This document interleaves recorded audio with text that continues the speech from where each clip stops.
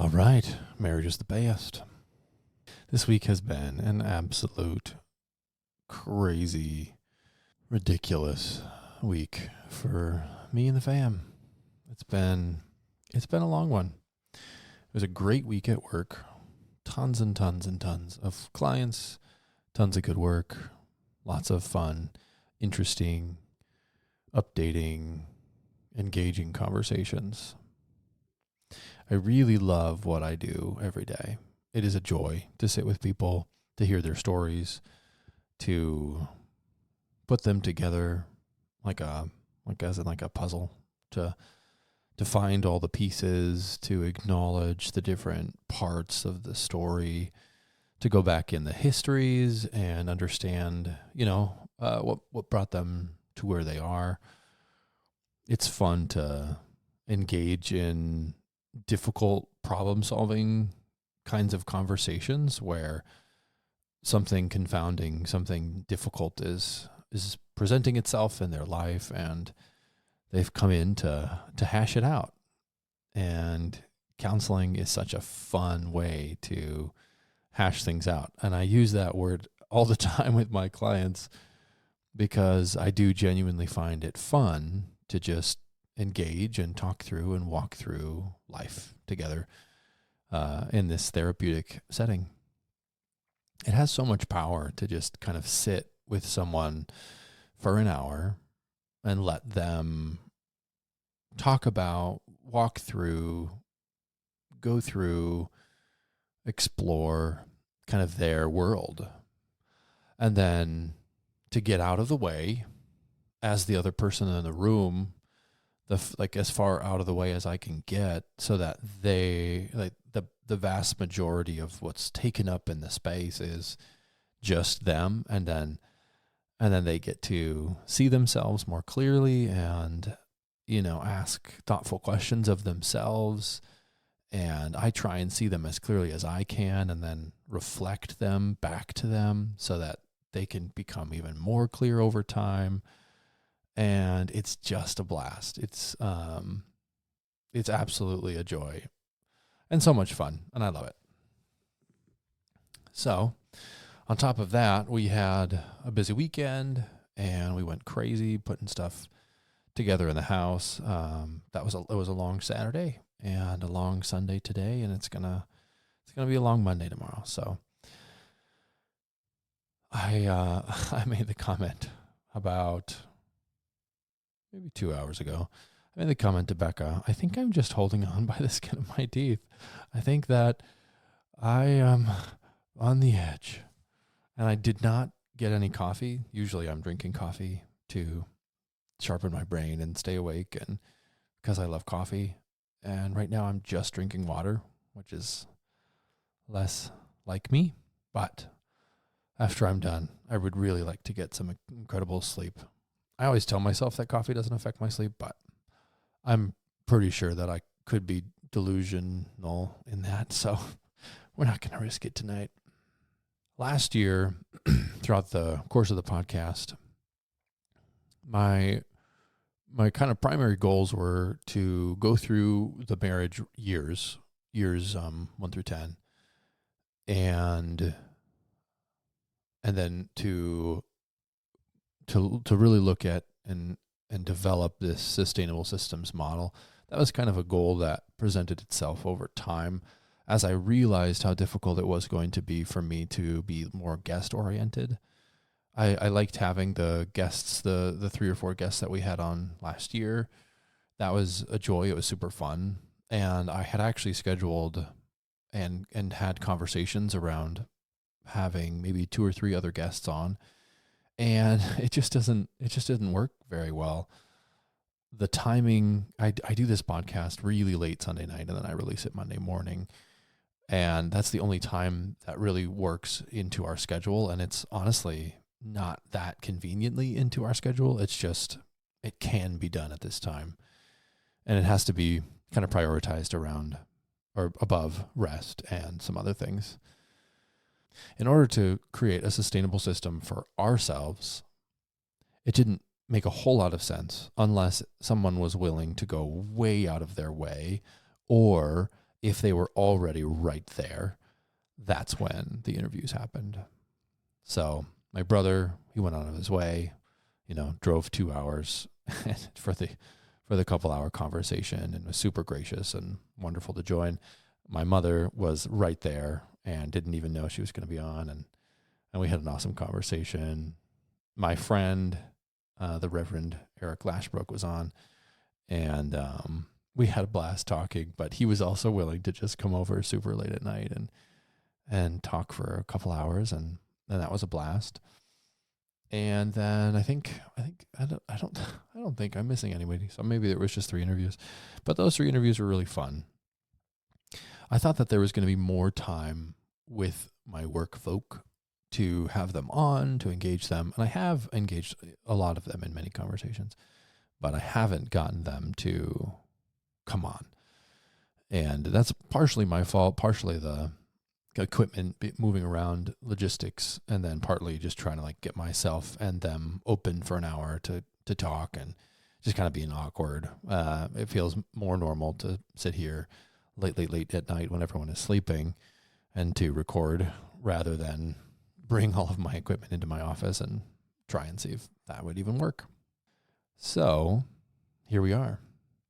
My wife was the other, she's a part of it, regardless of if she's on or not. But my wife was the other interviewee, and we had some fun doing a bunch of different episodes together. Obviously, with her energy and where she is at in her life, she's not currently able to give too much to something like this, which is okay. We kind of knew going in that it was going to be my thing, and that she was going to participate as she could, and I'm very grateful for the times that she did spend on it. We will do an overview of, the numbers, the hours put in, the listenable hours, the metrics, the different episodes and how they did, and all of that in the new year. So I'm looking forward to that. That's coming up. And I was thinking about how we kind of wrapped up the sustainable systems model idea in episode 52. Just kind of the first year of the podcast ended with that. And last week we did what's next. So kind of what happens after you're kind of setting up that model, and kind of what are the initial responses. I think we can continue to explore in the future the long-term effect and long-term kind of problems that come up that may need to be managed or handled as you go, because I think that that's going to be important. But for now, I'm really proud of how the model came out, even though they're not brand new ideas. It's more of a new presentation of ideas that exist in the marital world, the literature, if you will, the scientific evidence-based kind of processes that the Gottmans and different writers have accumulated, and I'm happy with how it turned out. I actually recently got to present it at work and just kind of go over it for 15 minutes, the basis for why it works, and kind of talking around it. And that was really fun. I hope that it's a tool that can be used for blessing lots of couples in lots of different offices, and not just my own office. But all that to say, I've been thinking about this upcoming year, and one of the ideas that I ran into this year in counseling was the idea of marital development. We all kind of acknowledge development in obvious areas, in puberty, in kind of early childhood, infancy. We acknowledge stages and the evidence of which stage you're in. There are markers, there are kind of measurable things that you can test across the lifespan that'll give you information on where someone is in their development. And I was just curious if there's a way to kind of look at marriage in developmental seasons, and if there is there a way to teach and train married people so that they can be better equipped for the lessons that need to be learned, the challenges in the different developmental phases, how to get stuck or how to get unstuck maybe from within the context of different stages of development. What are some of the pitfalls or difficulties within each of the stages, and information like that. Because I thought it would be very helpful, and development is incredibly important in counseling and just in life in general. The more I learn about development, the more I learn about attachment, the more I learn about some of these kind of foundational human things, the more I find myself a clearer counselor, a more understanding person and counselor, a more equipped individual to kind of face a large range of issues, because development touches everyone. It's not just something that happens when you're young.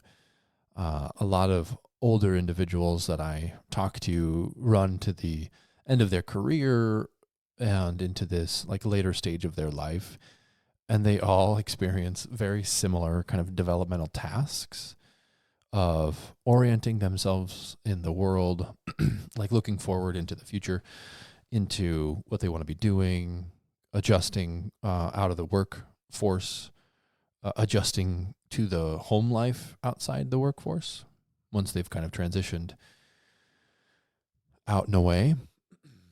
The relationships change. The sense of self changes a lot.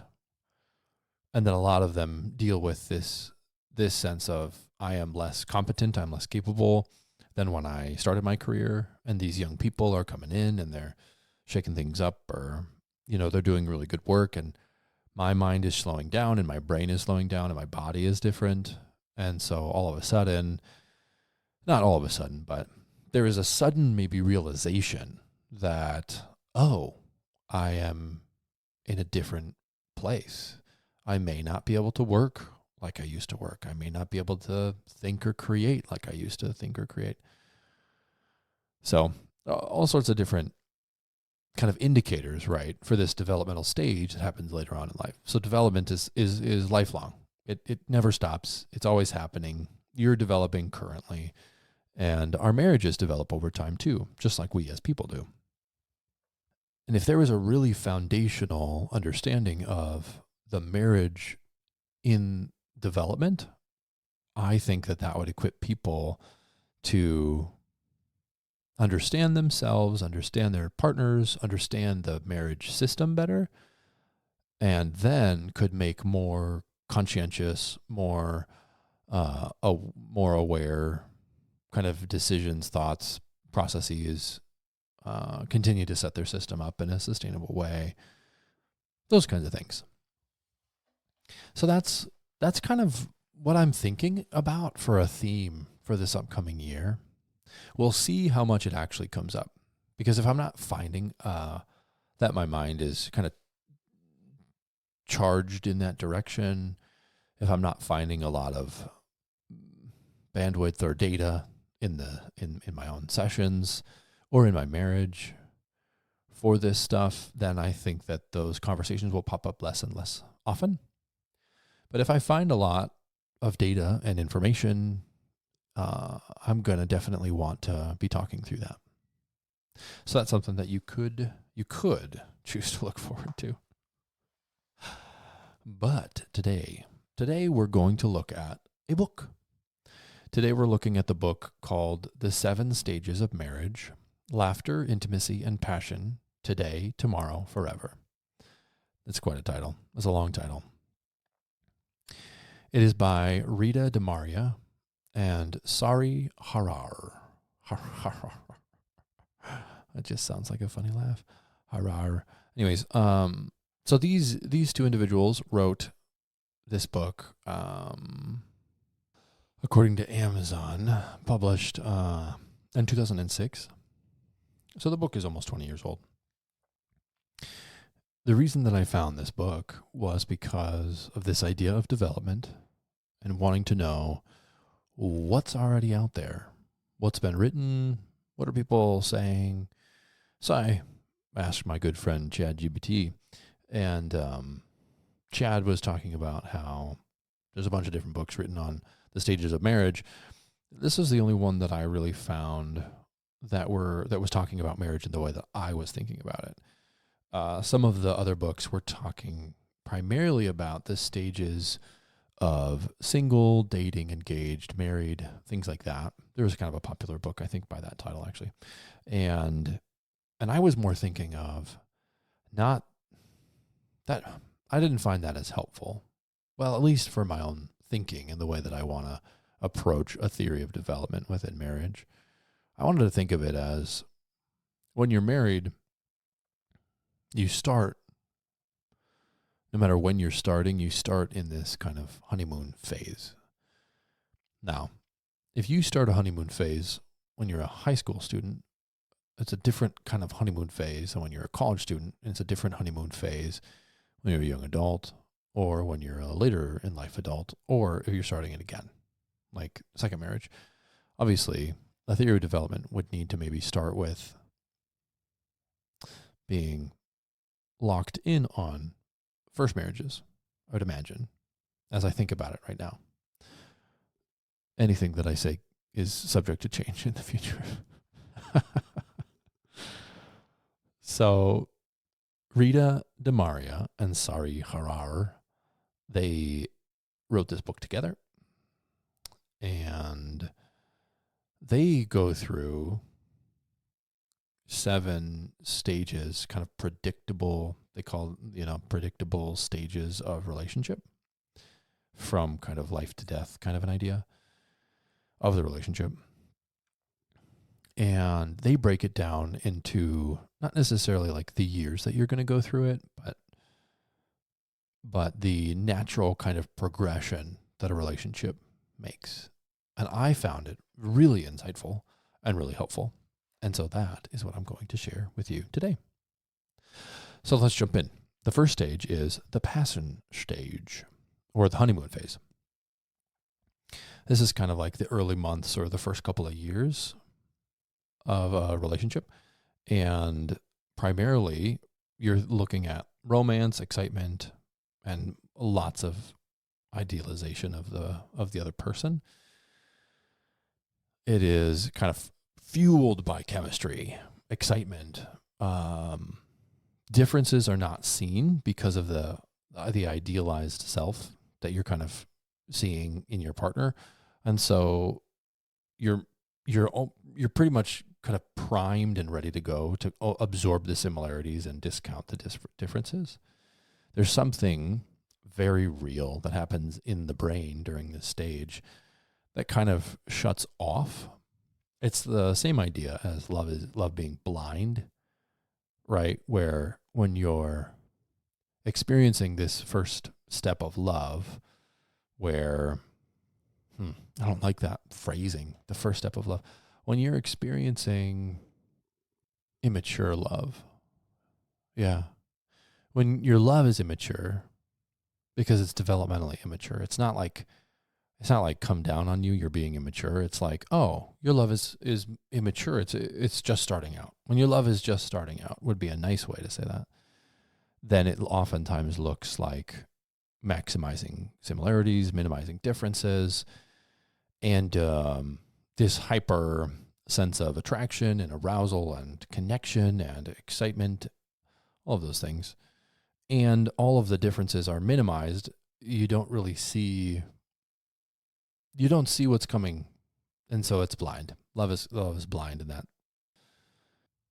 So the danger in the passion stage, according to these authors, is assuming passion alone will sustain the relationship, or maybe assuming that the passion stage is going to maintain itself. it would be a mistake to expect the passion or the honeymoon to remain forever. Now, the attraction can definitely maintain forever if you are focused on it, and they talk about that later. The intimacy can continue to grow and blossom and develop and become a really beautiful thing if you're intentional with it. But the expectation that the passion will sustain the relationship, or that the passion won't change over the course of time, that's a dangerous one.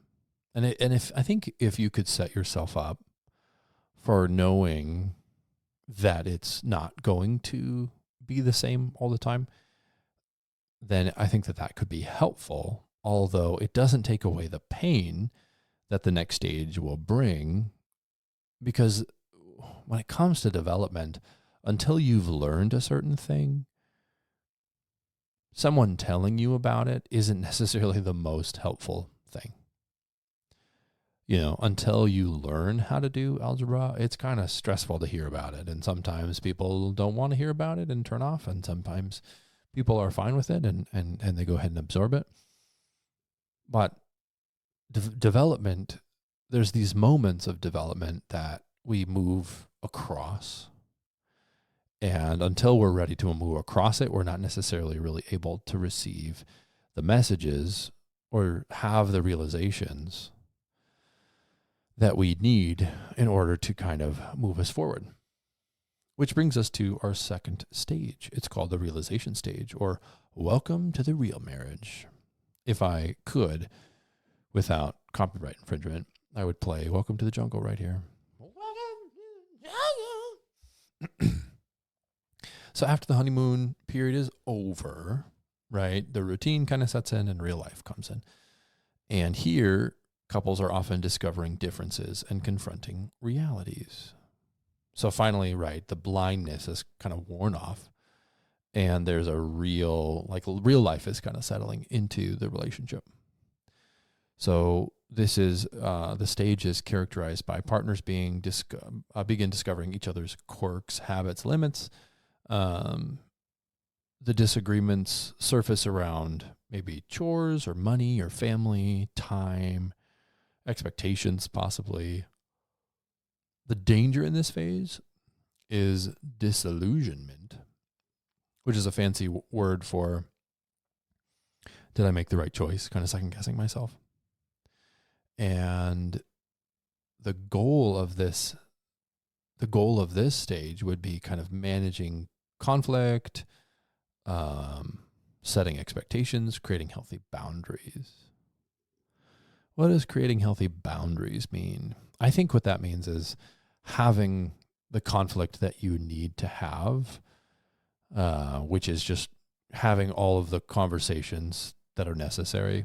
In Becca and my realization stage, the funny thing about our stages is that we had stage 1, stage 2, and stage 6 all at once for like the first few years of our relationship. And so we kind of commingled all of these things. Now, there was a mark between 1 and 2 where we were like increasing our realization. But I think we kind of like waffled.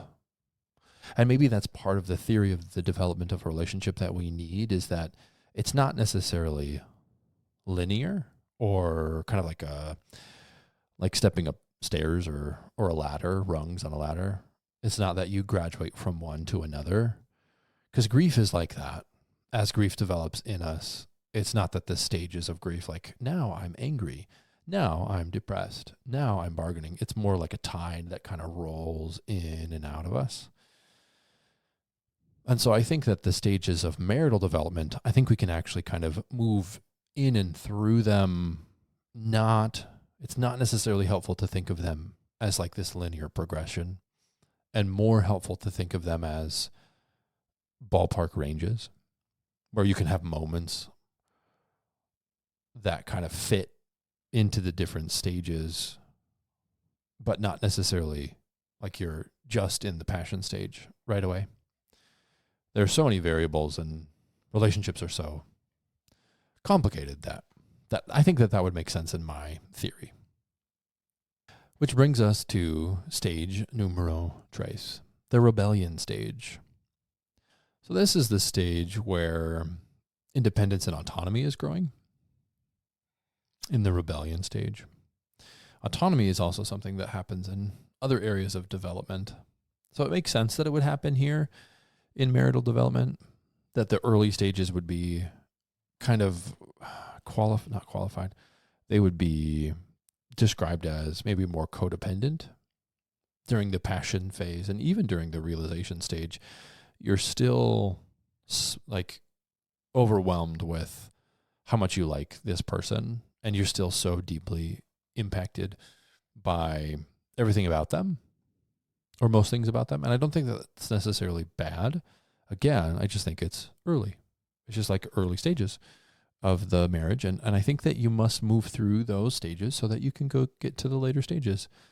And there's also obviously blessings in all the stages, like having a passionate honeymoon kind of a phase is really important, because looking back on that throughout the years can be really, really helpful, really important. And getting back to kind of the honeymoony idea and way of thinking and way of seeing our partner can really help us to maintain our friendship and our desire to maintain our connections. So we've got this power struggle, or the rebellion stage, sorry. And each partner is pushing for individuality, or at least one of them would be. I wouldn't necessarily say both. It doesn't have to be both, right? Not each partner. At least one partner is, oh, you know what? That could be another part of our exploration of our theory. I wonder if, I think Becca and I have experienced this. I wonder if one of us could be in a different stage. That would make sense. If one person moves out of the honeymoon phase, that would cause problems. And I bet one person does inevitably. It's not like you can just like time it well. Yeah, no, I definitely think that. So each partner pushes for individuality. One partner at least, they say each. Disagreements may become about who wins versus how we solve this together. I think that most of us can acknowledge that if we are winning in our marriages, then we're also creating a loser, or there's consequences for like being right, for being overbearing, for being too strong in your representation of yourself or your ideas. That kind of squashes the other person, and that just creates a really lopsided, unbalanced kind of dynamic, a more cohesive whole, and so there's this fighting around who is winning, as opposed to how do we solve this together. So there's a rebellion, right? So we're creating these two. We're getting back to our individual selves and needing autonomy, and we're struggling to move through the disagreements that creates. And it can create emotional withdrawal, resentment, escalation. And the danger of this is emotional gridlock or stalemates or blaming cycles. So if you're really struggling in this rebellion stage, where each of you are trying to identify and clarify your identity, I suppose, then as you're doing that, you're creating this strain in the marriage, and that can either create these stalemates, which would be, like we're not going to see eye to eye. And yeah, I guess I don't necessarily know exactly what they mean by stalemates there. Emotional gridlock is when I'm kind of stuck where I am and you're stuck where you are, and we're just kind of stuck and nobody's going to move. And then blaming cycles is obviously the pointing of the finger. I definitely remember trying to become more autonomous in the later stages of our marriage, and even until today. Like there is more autonomy kind of growing and building. And I would imagine that would grow into probably the next stage or two. that like this might start here, but autonomy and understanding of yourself and understanding of your health and your wellness and what needs to be done and how you need to take care of that part of the relationship, the self part of the relationship, it kind of changes within the stages. And then you take into consideration, children and childbearing and child rearing and all of that. And that has a huge impact on the stages of the marriage. And I think that we're going to get there to the next one. So the goal here is to learn teamwork, shifting from me versus you to us versus the problem, which makes a lot of sense. And that's something that I work on with couples all the time. And I work on that dynamic with couples who've been married 10, 15, 20, 25 years. And so that's an interesting thing that kind of has to be taken into consideration as we develop a theory of marital development, is that the seasons aren't necessarily time-based, because maturity in the marriage is dependent on so many variables that it's almost impossible that it would time itself well or time itself right or time itself together most of the time. That like most marriages by the 5th year would be here. There's so many different variables in every single marriage that I just don't see that. Like it's not necessarily like a predictive measure. So this is why developing a theory of marital development is going to be really difficult, is because like thinking and walking through all of the different variables and the different parts of the stages that can be pulled out, and then defining which stage you're finding those things. And then if you find somebody that's been married for 25 years and they're still here in this rebellious stage, what does that mean? And what does that look like? And how do you fit that into the theory? And so all of the theory needs to develop kind of around that, and kind of we have to come to an understanding, I suppose, of how we're going to conceptualize when that does happen, because I've seen it happen a lot. The 4th stage is the cooperation stage, the partnership years. So the themes here are division of labor, teamwork, and survival. The authors here are connecting it to the child rearing years. So life becomes about logistics, kids, work, schedules, bills, caretaking. The roles become more defined. And then romance often dips, while teamwork strengthens. So the teamwork is strengthening because life is very logistical. And so playing your part is kind of required, because otherwise the kids aren't going to get to school, or they're programming and, nothing is going to happen, and that would be bad. And so the logistics kind of have to get done regardless. And so hopefully there's kind of a balance of that, and you're talking through and walking through the division.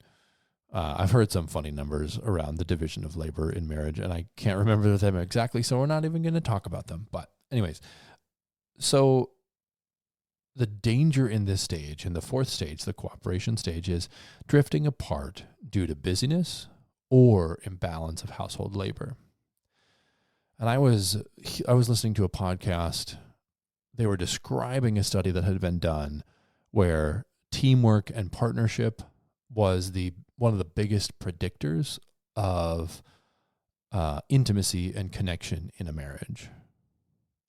And so this really fits into their model.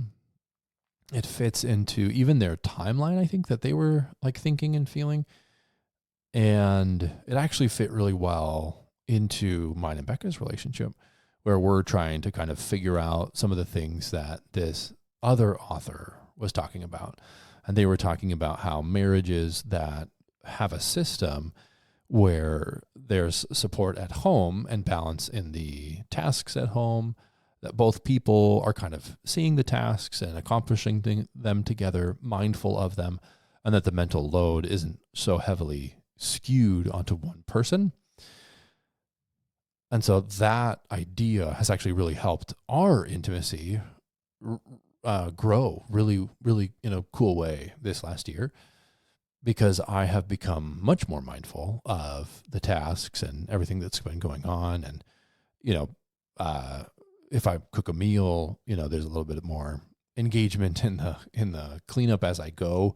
I'm just kind of putting things away, and it's natural. And I guess I just never realized that I wasn't doing it. And so as I have grown in that, and we did a mental load episode last year that was really fun, and it was really helpful for me, because I kind of learned how important it was that I carry some of the mental load as a part of my process of becoming a good partner.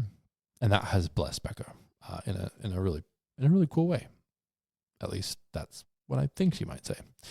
The growth goal in this fourth stage is collaboration, shared goals, and systems that keep the marriage connected. If you're going to keep the marriage connected, you're probably going to need a sustainable system model to engage in. And I think that the sustainable systems model actually protects your marriage throughout all stages. I think that it can look different throughout the stages, what is required and how you want to move through that.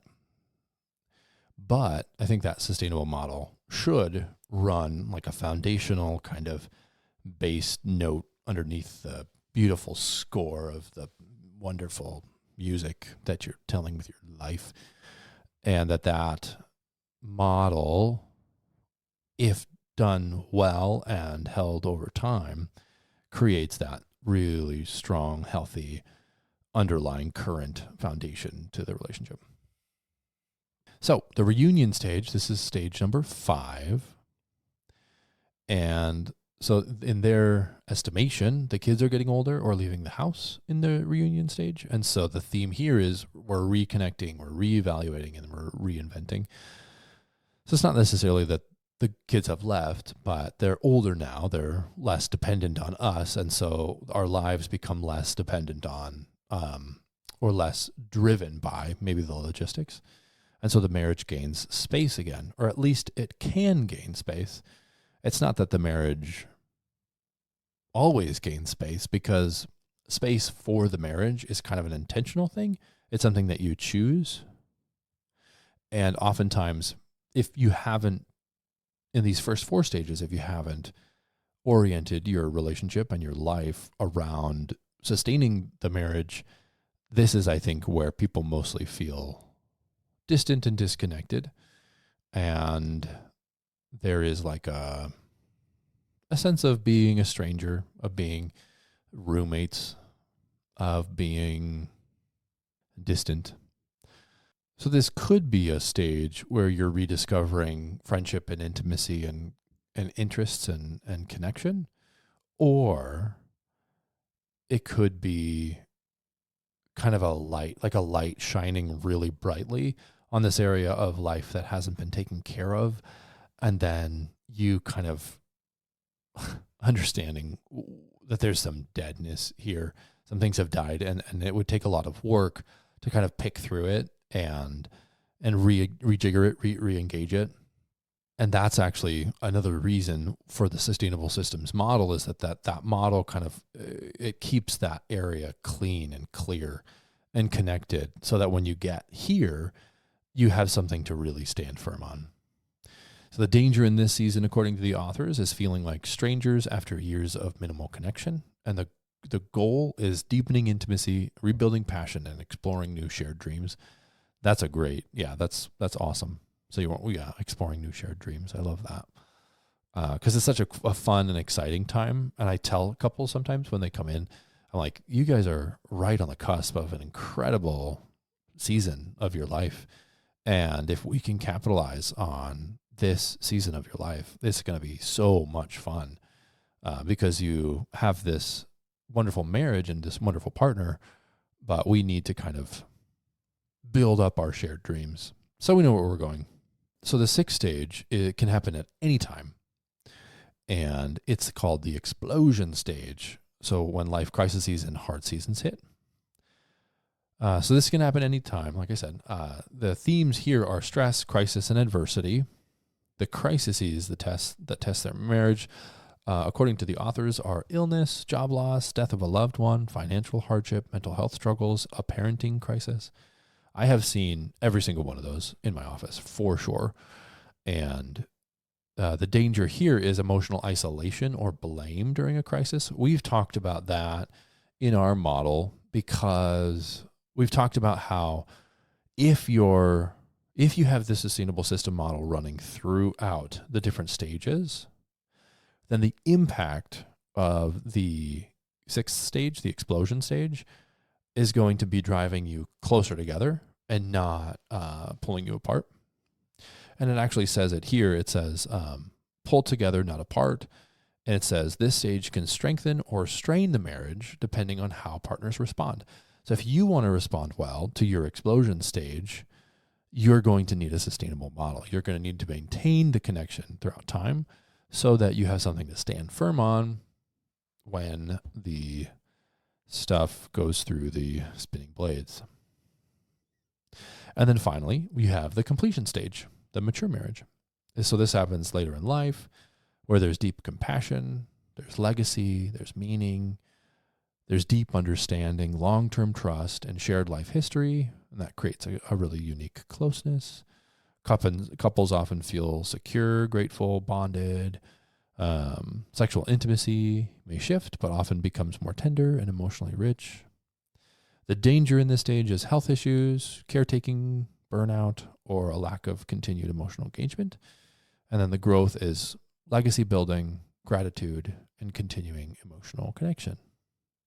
So those are the 7 stages that they went through. I thought that they did a really good job.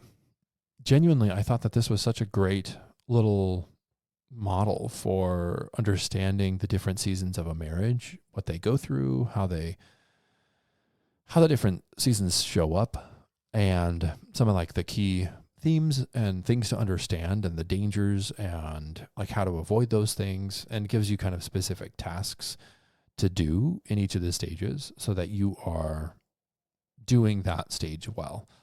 You know, just like in grief or some other kind of form of development, if you have these tasks, these lessons, these skills that you need, and you don't have the skills that you need in the honeymoon phase when you're in the explosion phase, and you don't have it in the cooperation phase, and you don't have the skills in the realization stage that you're going to need for the cooperation stage.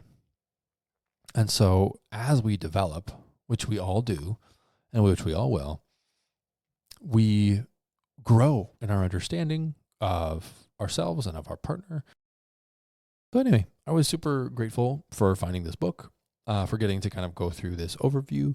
It does not have an Audible, but you can find it online. So if you want to go find it, again, it's called The 7 Stages of Marriage: Laughter, Intimacy, and Passion, Today, Tomorrow, Forever, by Rita, DeMaria, and Sari, Harrar.